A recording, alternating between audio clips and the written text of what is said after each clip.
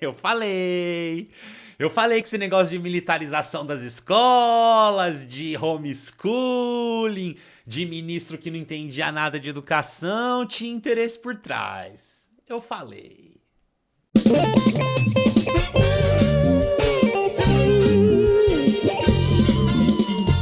Vamos, Mubila, como é que vocês estão? Espero que bem, professor Luiz. Aqui, ó, voltamos pro nosso cenáriozinho original, que é desse cantinho que eu gosto, não tem jeito não, ó. Que bomba, hein? Eu falei, mano, que estavam roubando vocês. Que estavam roubando vocês, professores, estudantes, universitários, secundaristas, fundamentais, até a molecadinha do básico. Eu avisei. Eu avisei que tinha gente querendo colocar coisa que não tinha nada a ver com educação dentro de escola. Eu falei. Tá aí, ó, a bomba no colo daquele que é transfóbico, que é homofóbico, que, meu, é intolerante religioso, que é preconceituoso de tudo que é forma possível. Senhor Milton Ribeiro, né, que está como ministro da Educação, um incompetente total, mas tá lá, né? Tá lá. Obrigado, hein, Bolsonaro? É nóis. E aí, caiu essa bombona aí. Bom, é o seguinte, vamos assistir a notícia pra depois a gente comentar, pra vocês vão ver o tamanho do buraco que estão colocando a educação de vocês e o que estão fazendo com o dinheiro de vocês. Vamos lá. Caso no Ministério da Educação. É uma denúncia bem grave que saiu hoje no jornal Estado de São Paulo, já que a gente fala aqui que a educação está abandonada nos últimos tempos no Brasil. Gente, esse papo de educação abandonada não é abandonada, tá? Esse é um projeto. Não é que esqueceram de cuidar da educação. Eles estão fazendo isso com a educação propositalmente. Militarização de escola, esse negócio aí de homeschooling, novo ensino médio. Tudo isso defende interesses de uma galera que não são educacionais, tá? Não são interesses educacionais, são interesses financeiros. Então isso aqui, ó, não é abandono, tá? É proposital. É bom deixar isso sempre muito bem claro. É muito triste A ver cara o que tá do demônio acontecendo aí. com a educação brasileira, principalmente depois dessa pandemia. Os pastores da Convenção Nacional de Igrejas e ministros das Assembleias de Deus no Brasil estão liderando um gabinete paralelo que tem o controle. Eu adoro o eufemismo da mídia brasileira.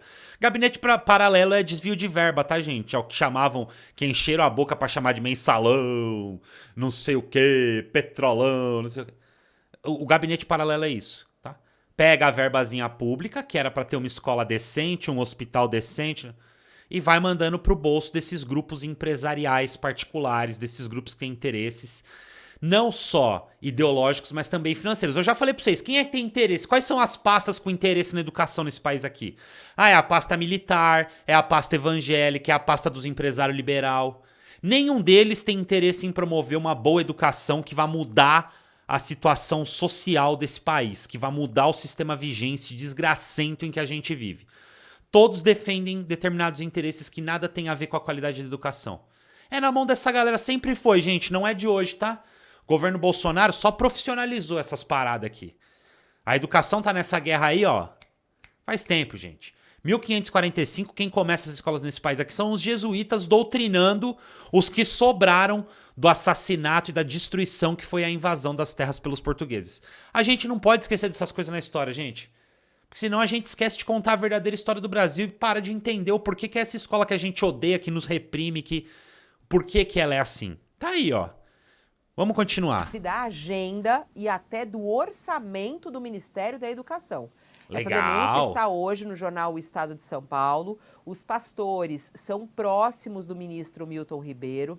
Eles não têm vínculos diretos com a administração pública, nem com a educação, mas, segundo a reportagem, eles têm viajado em voos da FAB, estão abrindo as portas do gabinete também. Caraca, a FAB entrou nessa de Uber aéreo, agora tá difícil assim as coisas aqui no Brasil? Para prefeitos, empresários, fazendo agendas em cidades, né, pelo interior do país, atuando como lobistas, né?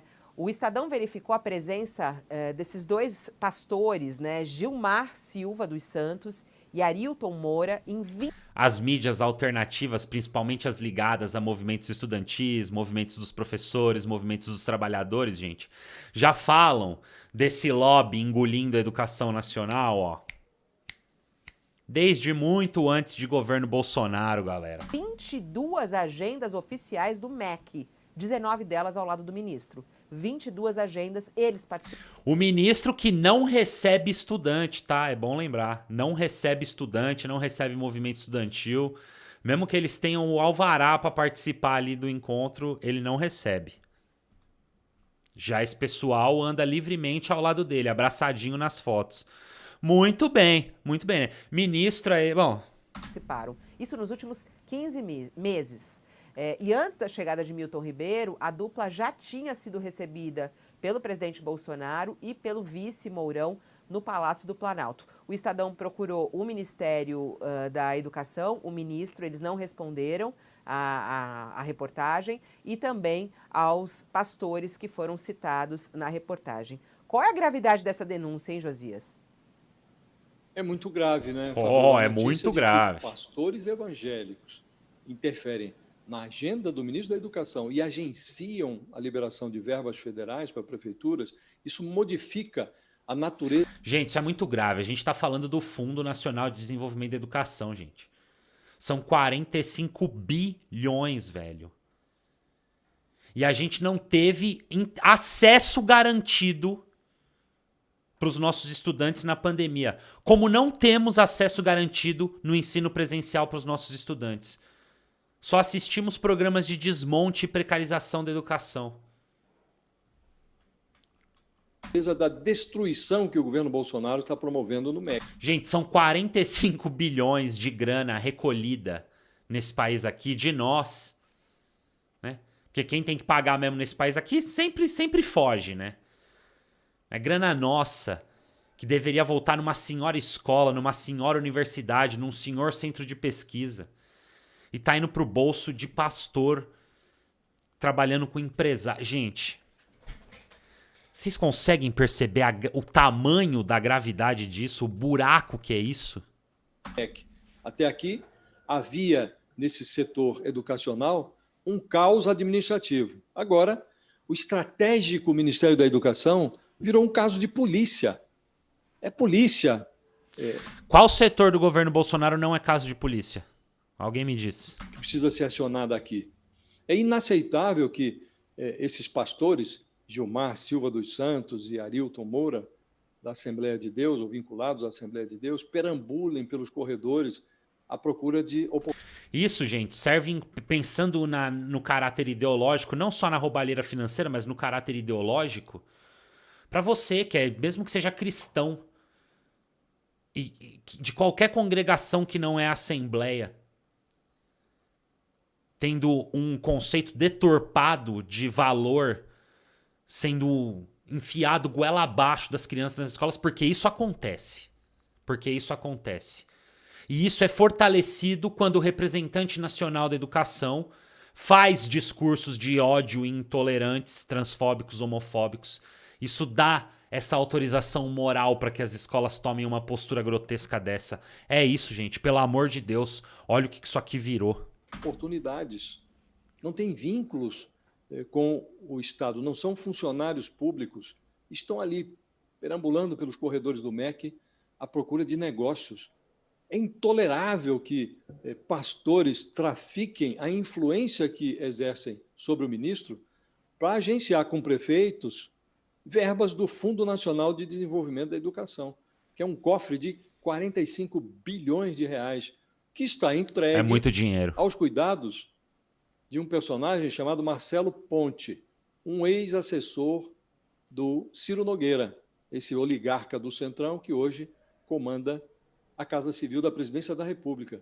É impensável que o ministro pastor conviva com naturalidade com esse descalabro, levando aí os irmãos intrusos a tirar... Não é conviver com naturalidade, gente. Ele é o responsável por isso. Esse Milton Ribeiro foi colocado lá para impor essas paradas, para vir com um projeto de militarização, com um projeto de novo ensino médio. Mesmo que não sejam projetos dele, criados por ele, mas influenciados, incentivados e autorizados por ele. Responsável pelo desmonte da educação, da verba pública para a ciência, para tecnologia, para desenvolvimento. O cara é responsável por isso. Responsável por essa militarização grotesca das escolas públicas. Tentando impor estatuto militar onde não existe estatuto militar. Desrespeitando nossos filhos, as famílias. Pelo amor de Deus, homeschooling, gente.